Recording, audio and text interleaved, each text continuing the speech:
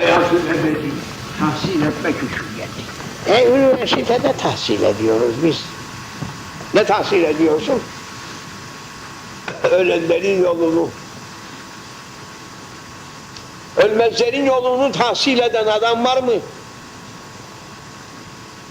Mektebimiz, medresemiz var mı? Büyük mektebimiz var mı? Camimiz, dergahımız, sergi tekkelerimiz kaldı mı? Hiçbir şeyimiz kalmadı. Hakiki kültür dediği o. Ölmezlerin yolu. Ölmezlerin yolunu söyleyen yüz binlerle kitap, efendim, toz toprağın içerisinde darmadağın. Bakan insanlar, efendim, yüzüne bakar, bir şeyden anlamaz. Hepsi birer hazine, hepsi ölmezlerin yolunu göstermek için uğraştılar. Kur'an-ı Kerim ne için geldi? Ne için geldi Kur'an-ı Kerim? Canları ihya etmek için geldi. Hakiki can vermek için geldi. Hayvanlara olan canı alıp ölmezlerin canını sana vermek için geldi Kur'an-ı Kerim. Başka bir manası varsa söylesin, birisi çıksın, hayır desin.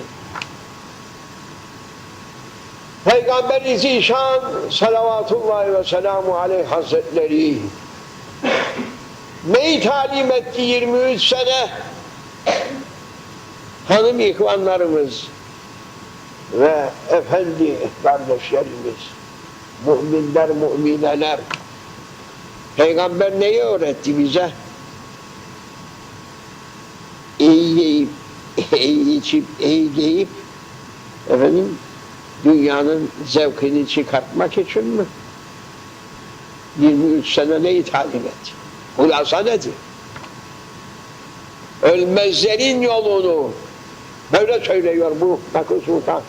Onun maidedir, onun sofrasıdır bu. Ben düşünüp yazıp çizip da size gelip bu sohbeti yapmıyorum. İşte manevi yoldan bunlar haydır.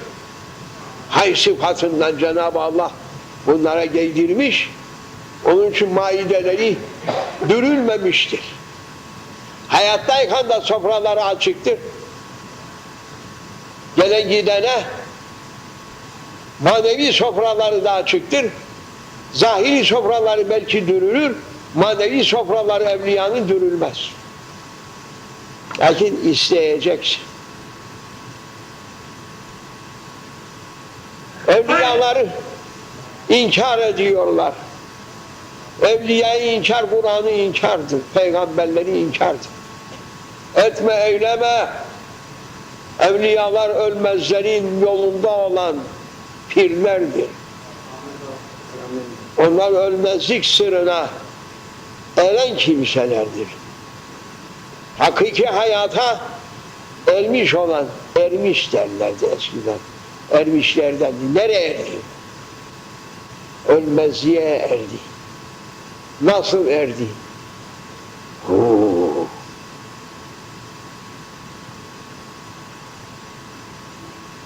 Ölmezlerin yollarına yürüdüler de ölmezlerden oldular. Ölenlerin yoluna yürüseydi onlar da ölecekti. Onun için bizim aradığımız o. Arayacağımız o. Yürünecek yol bu. İstenen bu. Dünya ölmezlerin arkasından koşar. Lakin iltifat etmezler. Neye iltifat edecek?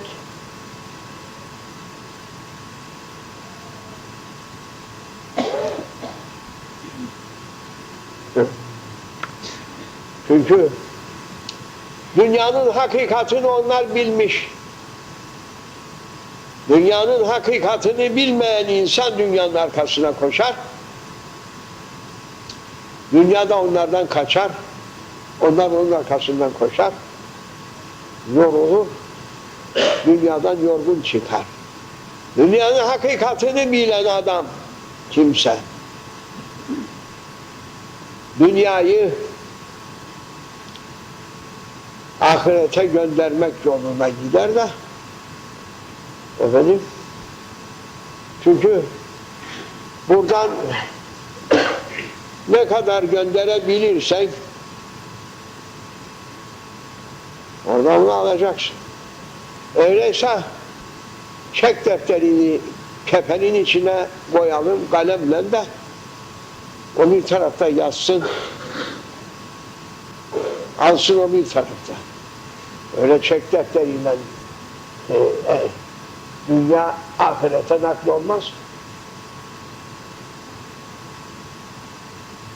Oradayken sen göndereceksin. Kefeninin içerisine çek defteri koyup da üstüne milyon milyar yazmayla o tarafa bir şey nakledemezsin. Allah diyenlerdir. Ölmezlerin maksudu Allah'tır. Allah için olandır. Peygamberdir. Peygamber için olandır. Peygamber için olanlar da, Allah için olanlar da ölmezlerdir. Ölmezlerin yolu odur. Tabii biz Peygamber Aleyhisselatü Vesselam'ın dünyaya teşriflerinden bu yana aradan 1500 sene geçmiş. İsterse 15.000 sene geçsin. Bu din eskimez. Bu yol değişmez. Ölmezlerin yolu değişmez. Ölenlerin yolu da bellidir. Peygamber zamanında Aleyhisselatü Vesselam'ın zamanında Efendimiz'i kabul edenler ölmezlerin yoluna gittiler. Ölmezlerden oldular. Hakkul hayat, hayatül ebediyi burada kazandılar. Bütün sahabe-i kiram hepsileri ahiret sultanı. Ölmezler. Gafil insanlar Eyüp Sultan'a tenekeden levha yapmış da ölülerden medet umulmaz diyor. Onu yazan kendi ölmüş. Kendi kokmuş insandır zaten. Onun huzurunda o yazı yazılmaz. O ayıptır. Ashablara, ashab efendilerimize karşı bir terkül edeptir. Orada ölü insan yazsa onun üzerine milyonlarca insan gelmez. Çünkü kuru toprak, ölü toprak, ölü toprakta bir şey yok ki. Demek ki diri, hakiki hayatıyla hay olmuş olan, dirilmiş olan bir kimse yatır orada ki onun cazibesi, onun hayatı o insanları, ona milyonları oraya çekiyor.